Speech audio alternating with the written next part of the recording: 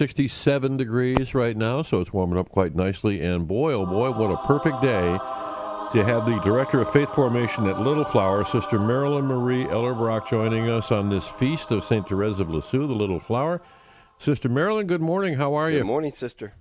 Good morning, and I'm thrilled to be able to start our celebration by doing this today. Thank you for the invitation. I was reflecting these last couple of days about where to even begin to talk about St. Therese, because there's so much to be said, but it's been on my heart lately. I've been working with many families in our parish, particularly those with children preparing for the sacraments. And I just hear time and time again the struggles that people are up against. And looking at Therese, I'm always reminded it's not just Therese, it's her family as well, the Martin family. Granted, two of those others, her parents, are also canonized, but I think her family has a whole lot to say for all of us. You know, they're kind of, in my mind, a family for everyone. When I looked back over her life, she knew what it was like to have two working parents. Both of her parents were highly involved, first in the watchmaking business and then lace making.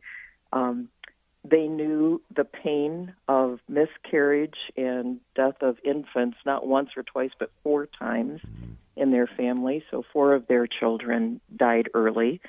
Their mother dying of breast cancer when Therese was only 4 years old. So she herself, a young woman, so those who struggle with cancer. And that, of course, leaving her father as a single parent to raise 5 girls.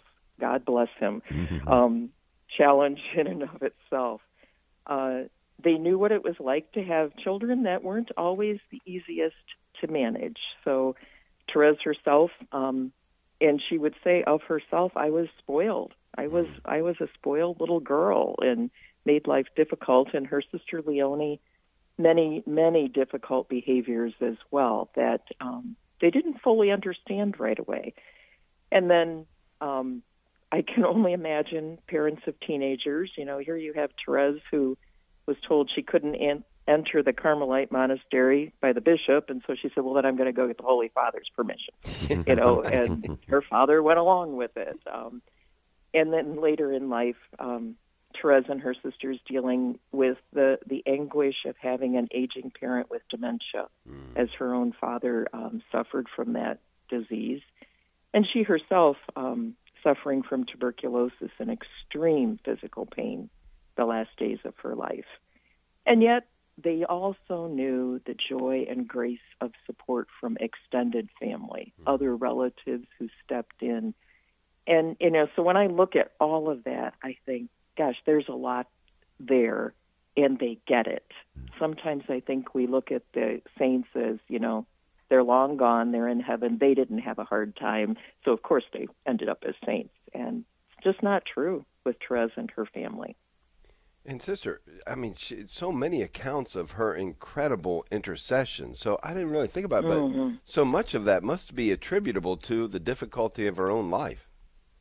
I really think so. I will often say to people here in the parish when they come to me and share a diagnosis of cancer, either their own or a friend or family member, and just say, go to them. Go to St. Sally. She knew what that was like. Beg her grace. When parents come to me struggling with a child that they just can't seem to get to the root of something, you know, go to them. They knew what that was like with Leonie. Parents who are aging with dementia, you know, all of those things. I think it just makes the saints all the more real for us because they were real.